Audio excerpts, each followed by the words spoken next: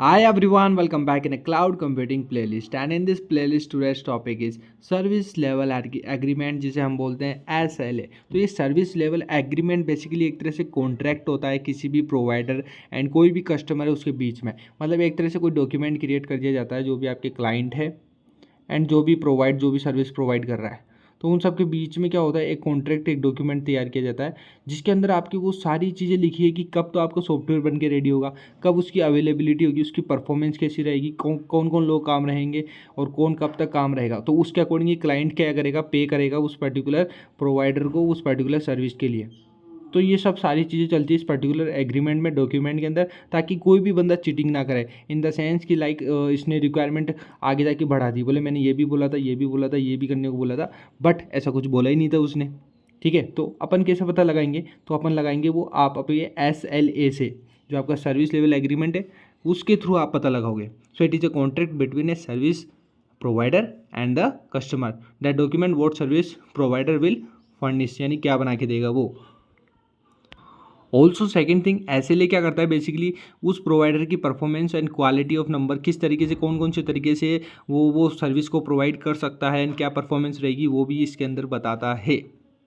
किसमें? SLA के अंदर। सो कुछ स्पेसिफिक इंक्लूड करता है, लाइक सबसे पहली चीज़ यहाँ पे मैं एक्सप्लेन करना चाहूँगा आपको, availability and up time of percentage of the time service will be available, यानी कि कब तक वो सर्विस अवेलेबल हो जाएगी हमें, यानी कि क्लाइंट को, और उसके अंदर कौन कितने बंदे काम करने वाले हैं वो भी। ठीक है।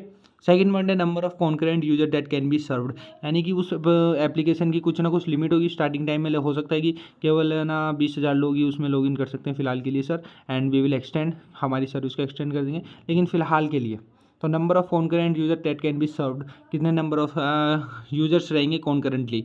Now third is specific the performance benchmark that by which actual performance will be periodically compared. ठीक है। नाउ द परफॉर्मेंस की आपकी लास्ट परफॉर्मेंस क्या थी, उसके बाद नई अपडेटेड परफॉर्मेंस क्या है, तो उसमें वेरिएशन भी आपको यहाँ पे बेंचमार्क करके दिखेगा।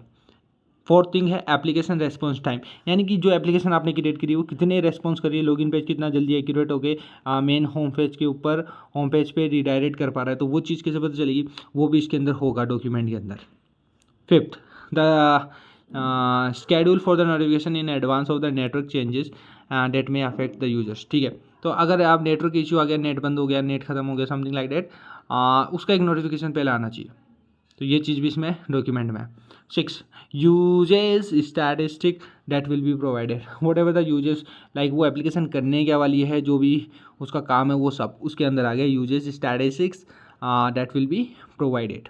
नाउ जो आपका SLA है वो बेसिकली क्या होता है, इट इज़ ए सेट्स, क्या सेट करता है, एक्सपेक्टेशन जो भी है दोनों पार्टीज़ की, एंड उनके लिए एक रोड मैप बना देगा चेंजेस का, जो भी क्लाउड सर्विस में आप करने वाले हो, तो बेसिकली एक रोड मैप बना देगा कि किस तरह से अपन वो एप्लीकेशन अचीव कर सकते हैं, and what ever the changes will happen in the future, हम उसको एबल होंगे सही करने में एंड उसको अपडेट करने में। In order to consistently develop an effective SLA, a list of important criteria need to be establish. अब वो क्या क्या क्राइटेरिया है वो देख लेते हैं। सबसे पहले अवेलेबिलिटी इन द सेंस कि जैसे जिन डेवलपर्स जो डेवलपर्स काम कर रहे हैं पर्टिकुलर एप्लीकेशन पे, उनकी अवेलेबिलिटी वर्क डेज पे कितनी रहेगी, वीकेंड्स पे कितनी रहने वाली है या नहीं रहने वाली है, तो वो सब पता होना चाहिए। परफॉर्मेंस क्या होगी उस पर्टिकुलर एप्लीकेशन की, वो पता होना चाहिए। डेटा जो आप प्रोवाइड कर रहा है क्लाइंट आपको, वो सब की सिक्योरिटी होनी चाहिए, उसका एक्सेस, उसकी लोकेशन क्या है डेटा की, एंड जो भी चेंजेस करोगे इन अपकमिंग फ्यूचर, जो भी अपडेट करने वाले उसका मैनेजमेंट करने की एक प्रोसेस होनी चाहिए। And the dispute mediation process, like somehow अगर क्लाइंट एंड प्रोवाइडर के बीच में कोई भी डिस्प्यूट, कोई भी विवाद हो जाता है, कोई भी लड़ाई हो जाती है, तो उसके अंदर क्या रीजन, क्या किसको बेनिफिट रहेगा, वो पहले ही डिक्लेयर होना चाहिए इन SLA। सो बहुत इंपॉर्टेंट होता है, बड़ी बड़ी ऑर्गेनाइजेशन SLA क्रिएट करती है before to connecting with any clients, तो SLA जरूर बनता है। तो ये था हमारा छोटा सा video about the SLA। Hope so you guys loved it. If you guys loved it, क्या करना है, चैनल को सब्सक्राइब करना है, वीडियो को लाइक करना है। Thank you so much. जय हिंद, जय भारत। मिलते हैं नेक्स्ट वीडियो के साथ में।